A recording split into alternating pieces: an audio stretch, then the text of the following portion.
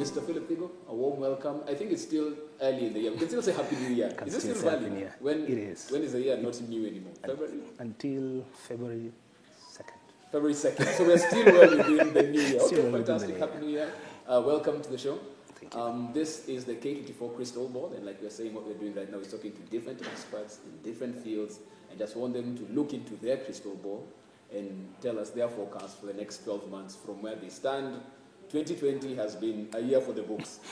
Things that have been seen both internationally and locally that one would have thought. But now that we are where we are, in the next 12 months, where do we see ourselves, standing? And for you, your field, even before COVID-19, lots of junk had been thrown your way when it comes to data and tech and the fourth industrial revolution and AI and all of these things coming into play, especially now. And that's what I want us to start, because recently there was an Oxford Insight study ranking Kenya, I think, around number 71 out of 172 in terms of AI readiness. What does that mean for the next 12 months as a Kenyan? Should that concern them from where you stand? What are the implications of where we are in that particular index and our preparedness as far as artificial intelligence is concerned? And I think for me, when I talk about AI, I like to basically contextualize it a bit. Because I think artificial intelligence is just one technology amongst many technologies. Right. And for me, I think I like rankings, but sometimes context is important. I think for Kenya, I'd say, listen, you can applaud it, but I think there's some fundamentals that we need to think through. Artificial intelligence, of course, we know depends on data. It depends on how good your data systems are. It depends on how robust or how efficient you have been building your data systems. I think, of course, there have been investments that have gone through enablers like internet. So I think Kenya is one of the countries with a very fast internet. So that's why I'm saying we need to clap ourselves for that. It's just not even about availability of internet, but the quality of it. We know now that where we are right now, yes, we have 4G, we have 3G in some places, we have 2G in some places, but there are places that are either edge or off the edge.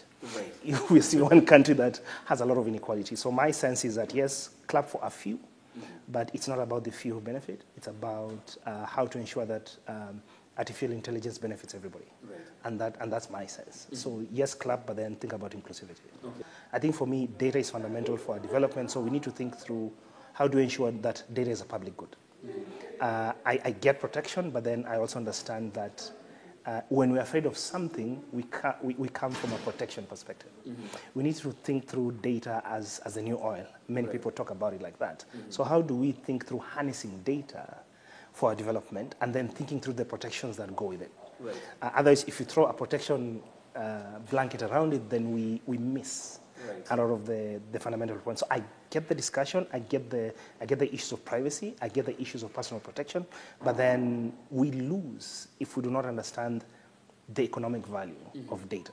Right. And even as you look at that, because there are small entrepreneurs who are applying their trade online, and then there's also the bigger players. When you talk about big tech, the Googles and the Facebooks, whose revenue kind of eludes KRA every single time. How do they get a piece of that pie 2021? Do they manage to get some of that? And that's my sense. And I think Kenya has to think through tech diplomacy. It's a term that are actually evolving. Technology diplomacy.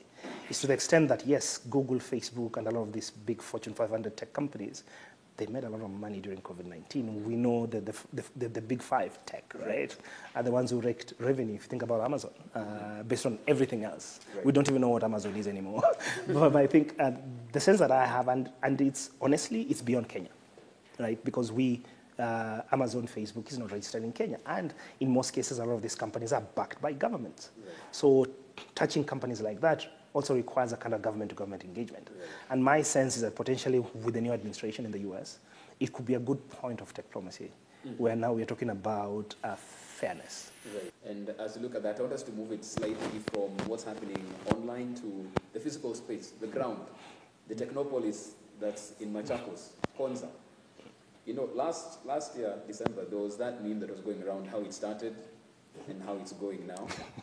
I want us to apply that scenario to Konza, because at the beginning, it started with a lot of promise, and this is what we're going to do, and this is how we're going to create all of these jobs and bring all of this value. How is it going now? Fortunately, I understand Konza.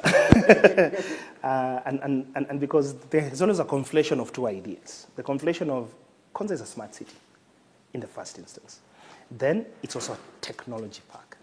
So there are two ideas there. And I think Kenyans were or had more so the innovation park and not necessarily understanding that it was also a smart city.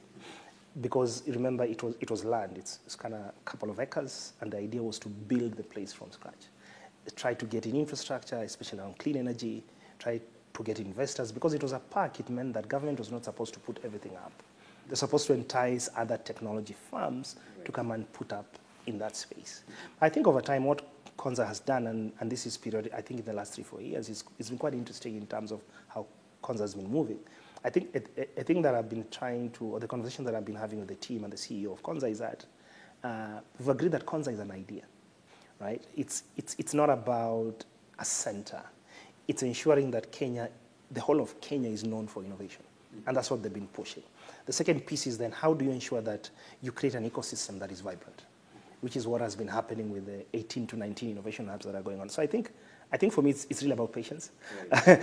But I think it's still on track in terms of the two grand ideas. Right. And potentially for me, maybe it's also providence, because in the last 3-4 years, technology has been changing. Mm-hmm. So potentially it would have been shackled with a legacy infrastructure if it were to be powered in 2009 to 2012. Other than now, we understand that there's a lot of things you can do that are not necessarily legacy and then create problems, then you have to undo that infrastructure you're putting together. Okay, and even as you look at that, because like you said, there was one part where it was supposed to actually attract investment, attract the companies right there. How's our proposition looking like in that particular regard?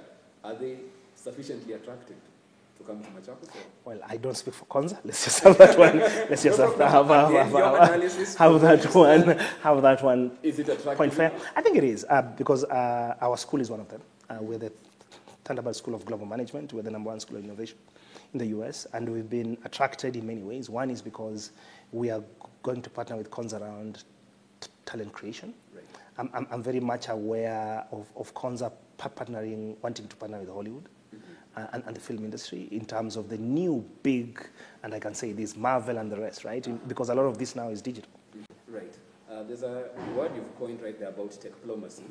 And we're seeing a lot of that taking place in the space right now, especially with China and the US. Yeah. A lot of Huawei technology and infrastructure currently in the country. It was there in Konza as well with the national data centers. How does China and Kenya's relationship move forward in 2021 with regards to tech, with all other countries in the Western Hemisphere saying, this is not safe? They're putting in built-in surveillance items within the technology. What does Kenya do in 2021? We go back on all engagements with Huawei and Chinese-backed tech, or what do we do for this year? Again, I think for me, technology now is the new frontier of diplomacy, but also of conflict. And so I think the same posture, the same way you would deal with in the post-war, in the Cold War, right. In the Cold War era, right? Where if you don't touch anything Soviet Union, this is what it means. If you touch anything Western, this is what it means. I think for Kenya, the advantage is that we are attractive. Everybody gets it. Yeah. The second piece, then, we need to assert that attractiveness, which means we can make some certain demands. From where you stand, of course, we are finishing the first month, getting done the first month of 2021. For you, what are the key indicators you're looking at in your space in terms of tech, in terms of governance for 2021? That's a bucket full. I think for me, big three on that one. My big three one, I think is how we live, learn, and work. Right. So how we live, I think it's technologies that will improve the quality of life. We know there'll be a lot of investments in healthcare. So my sense is that anybody who's in healthcare, you're going to make a lot of money. So from insurance to now touchless technologies, we're seeing a lot of that. And health will impact many things. Will impact deliveries. A lot of those hand washing stations, now, you've seen are touchless. I think that's one. How we learn. I think basically you've seen there's a blended model now in terms of a lot of content is going digital. And how we learn is lifelong. I'm just not talking about schools. I'm also talking about corporates, people like us. Right. There'll be a lot of online, and online will not be discredited like before. Before if you have an online certificate, everybody's like, Now look at this one. So I think for me, as a big two, so there'll be a lot of acquisition of knowledge online and respected. There'll be a lot of skilling, the skill and upskilling. So we are seeing a big uptake in Coursera. We're seeing a lot of that. And a lot of those. And then the third three is, of course, how we work. My sense is that offices are going. We've seen companies like Facebook that are saying they think their employees can only come back, and they've allowed employees to work from home until 2022. Twitter did it indefinitely. Exactly. Microsoft has done it. In fact, Microsoft has done 4 working days, and that is also staggered. You can either work from home, you can either work from the office. A lot of companies have invested in internet, working from home. So my sense is that co-working spaces will be the future, more or less. So the garages, the iHubs. So that's where I think we're going. So those are the big 3 for me. So I think in terms of investments, will be less more about brick and mortar and more about the technology that connects you to work or to a job. Philip, I think that's where we'll leave it as far as this is concerned. And then in the next 12 months, same table, same conversation. We'll take off those boxes and see how it works out. I'll be right here, God willing. Thank you for having me. Thank you so much. Okay.